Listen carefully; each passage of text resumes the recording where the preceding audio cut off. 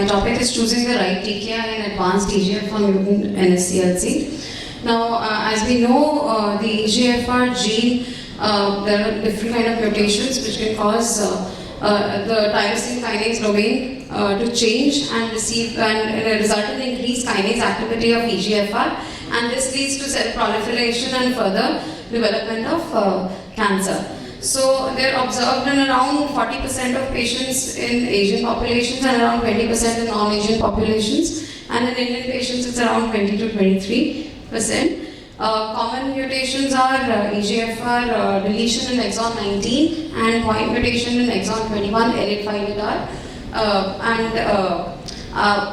For today's topic, I'll be talking about these two. So uncommon mutations will be covered later. So coming to the drugs, they are divided into basically three classes. The first generation EGFR TKIs, which consist of erlotinib and gefitinib, which bind to the wild type as well as the mutant EGFR, and this is a reversible binding. And the T790M mutation is resistant to these drugs. As you can see, because of this binding to wild type EGFR, the side effects also increase, namely the skin and the diarrhea side effects. Coming to second generation TKIs, that is afatinib and dacomitinib, they are irreversible EGFR TKIs and they bind to the entire ERBB family. So basically EGFR, HER2, HER4, and they have a broader activity. There is some data that they may work on EGFR T790M mutation, but that's not very robust. Coming to third generation EGFR TKIs, again irreversible, binding to mutant EGFR. This has less activity, as you can see on that little table, against wild type EGFR, hence less side effects. And it is active against the T790M mutation. So coming to these trials, divided into three different boxes. The blue box is mostly the first generation EGFR TKIs, which showed efficacy as compared to platinum-based chemotherapy. Coming to second generation EGFR TKIs, these two trials, the Archer and the Luxan 7, they looked at efficacy compared to first generation EGFR TKIs, and similarly, the Flora trial of osimertinib, the third generation, efficacy as compared to first generation EGFR TKIs. So because of time constraint, I'll just talk about the second and third generation EGFR TKIs right now. Coming to afatinib, this was tested in Luxan 7, which was notably it was a phase 2B study. So there are criticisms for the study because of that, which looked at TKI naive patients with advanced NSCLC with the common mutations and randomized them to either afatinib or gefitinib, and with co-primary endpoints of PFS, TTF, and overall survival. So PFS was longer with afatinib versus gefitinib. It was significantly longer. However, clinically it was a little modest. At a median follow-up of around 42.6 months, the OS was the same. There was no significant difference between the two. Coming to the overall response rates, that was a little on the higher side as with afatinib as compared to gefitinib. And looking at the EGFR mutation type, because this is what we're going to talk about later on as well. With regard to PFS, it was similar in both L858R and exon 19 deletion, as well as overall response rates were by and large the same, and similar OS trends were also seen between the two different mutation types. Another point to note is that subsequent therapy, only 15% of patients receive a third generation EGFR TKI inhibitor, and I'll be coming to that again later. The trial did include some patients with brain metastasis, around 15%, and the sample size was very small, so it's difficult to really comment upon the CNS PFS improvement, but it was by and large similar in patients without and with brain metastasis in the afatinib arm. And okay, coming to AEs, diarrhea, rash or acne, most common in afatinib arm, as opposed to increased AST, ALT, which was more common in the gefitinib arm, and by and large a similar amount of patients discontinued in both the treatment arms. Coming to Archer 1050, again this was a phase 3 open label study. Again similar patients, however, did not include CNS metastasis. They were randomized either to dacomitinib or gefitinib. Primary endpoint was PFS. Secondary endpoints were ORR as well as PFS by investigator assessment as well as OS amongst other outcomes. Coming to efficacy, so PFS was increased with the concomitant arm, 16.6 months median as opposed to 11 months, and this was statistically significant. Overall response rates were by and large similar. Coming to the overall survival data, so numerically OS was longer in the concomitant arm than the gefitinib arm. Hazard ratio was 0.748. Median OS was 34.1 months versus 27 months at a median follow-up of 47.9 months. However, point to be noted is that this trial had a hierarchical statistical testing. So they were going to test PFS first, then ORR, then OS. Because overall response rates were not significant between the two arms, so they did not really formally test the OS. So this is not a formal comparison. Yeah, coming to the different subgroup analysis, I think again I'll talk about the type of mutation later. However, patients with an exon 21 NF5R mutation seem to derive more benefit with recombinant. Side effects again, most common side effects: diarrhea, paronychia, dermatitis, stomatitis, and gefitinib mostly liver-related toxicity.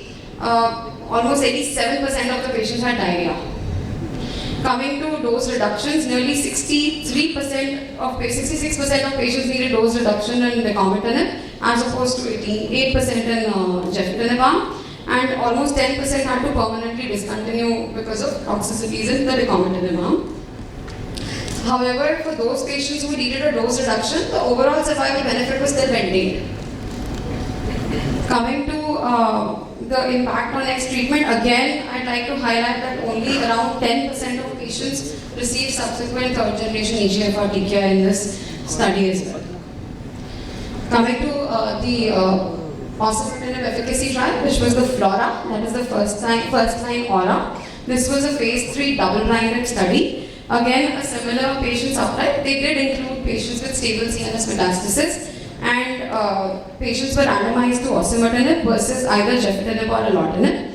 And OS was the secondary, PFS was the primary endpoint, OS was the secondary endpoint. They also had a pre-planned exploratory CNS subgroup analysis for this patient. Point I'd like to note is that they didn't really mandate a baseline MRI scan. Only around 36% of patients were found to have CNS metastasis, and those patients who did not have CNS metastasis in the beginning, they weren't really followed up with MRI stringently. MRI was only done if they became clinically symptomatic. So we're not sure how that eventually affects the CNS efficacy and endpoints.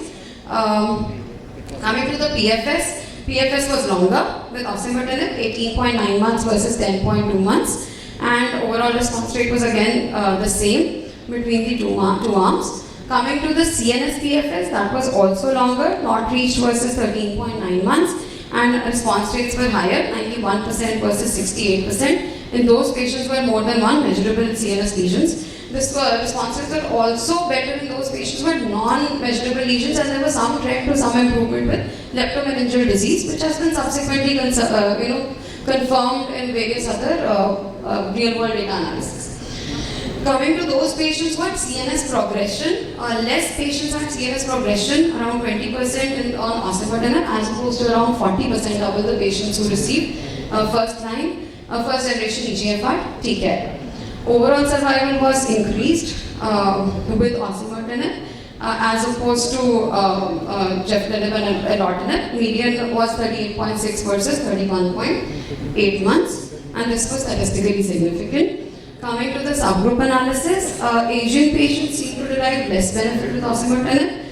There was another trial which was done after that, the Chinese FLORA, which showed that there was a worse benefit in these patients as well. Those patients who had exon 19 deletion seemed to do better than those patients who had an L858R mutation where hazard ratio was 1. However, again, these were all a small subgroup analysis. Coming to this slide, it's a busy slide, but what I'd like to say is that 50% of patients only on the osimertinib arm received subsequent therapy, and 70% of those receive chemotherapy. So there is an unmet need to what happens after a third generation EGFR TKIs, and trials are going on for that. With regard to the first generation EGFR TKI arm, I'm going to take 2 more minutes. Around 47% received osimertinib. Toxicity wise, again, rash, diarrhea, dry skin, common toxicities. Some cardiac issues are there with the osimertinib. ILD can happen in all of the drugs, notably not very high percentages. Quality of life was almost the same. However, there was some worsening in cognitive function which was seen with first generation EGFR TKIs and not with osimertinib. Real world data also shows similar efficacy, especially in those patients who are older with a poor PS and those with brain metastasis. So coming to which TKI, I think there are more questions than answers right now. There's no one right answer because there is no trial which is comparing the second versus the third generation EGFR TKIs. The sequential approach versus the upfront third generation TKI approach keeps getting debated. And single agent TKI versus TKI combinations is another aspect that we are going to look at. Do we need different drugs for del-19 and L5-AR? We'll come to that later. And yes, if we get better drugs post-progression on osimertinib, then that would give us even more, shed more light on this. So to summarize, we decide optimal first-line agent by looking at multiple things. We look at the anti-tumor activity, we look at the subsequent anti-cancer therapies, the CNS activity, the tolerability, especially when the patients are elderly, poor performance, have multiple comorbidities, we have to look at the drug interactions, and of course, cost. So personalized approach is key. In short, the response rates are almost the same. OS is definitely better with third generation EGFR TKIs. Sequential approach has its own pros and cons. However, not every patient gets tested for EGFR T790 mutation, and not a lot of patients actually go on to receive third generation EGFR TKIs, as was seen in the trials as well. Coming to CNS activity, osimertinib is the better performer out of all of these. This is just a summary. Tolerability, diarrhea, rash, definitely there.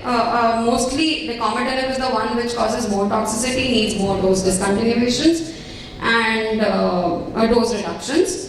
Coming to the 2 different mutation subtypes. So again, this is another topic which has been debated. There are trials looking at this right now. Important point to note is that EGFR del-19 mutations are anyways very good mutations. You know, they respond very nicely. And L858R mutations respond very poorly. So, you know, you can make out with the OS data with the first generation TKIs as well. The second thing is, even though you know, the subgroup analysis showed a plus-minus role of osimertinib as compared to the other, if you look at the PFS, numerically that was still higher, you know, as compared to the other EGFR TKIs. So this is going to be my second last slide. When we look at the patient personally, there are certain things we need to see. We look at the interactions with the PPIs. We look at interactions with hydroxychloroquine, we look at interactions with ATT, this is what commonly takes place. We look at interactions with amiodarone, which is again common in patients who are on cardiac medications, especially with cardiac dysfunction. Atorvastatin has a lot of interactions. So every drug has different interactions. And uncommon mutations, I think Dr. Vijay Patel will be talking about it later, so I'll skip that. Guidelines recommend osimertinib as a category 1 indication and it's a preferred indication. Rest everything is also category 1 only. Osimertinib is preferable. Similarly, if you look at ASCO, the first choice is osimertinib. If osimertinib is not available, then you go on to the other options. And in the last, if access to the other regimens is not available, that is combinations or second generation EGFR TKIs, then you go to first generation EGFR TKIs. That's the osimertinib drug insert. So in the end, I think we are looking forward to 2 data. One is FLORA-2, which is osimertinib plus chemotherapy in the first line setting, and the REBEL L858R, which is osimertinib versus erlotinib plus ramucirumab in those patients who have an L858R mutation. So I think that will finally end the debate once and for all. And thank you.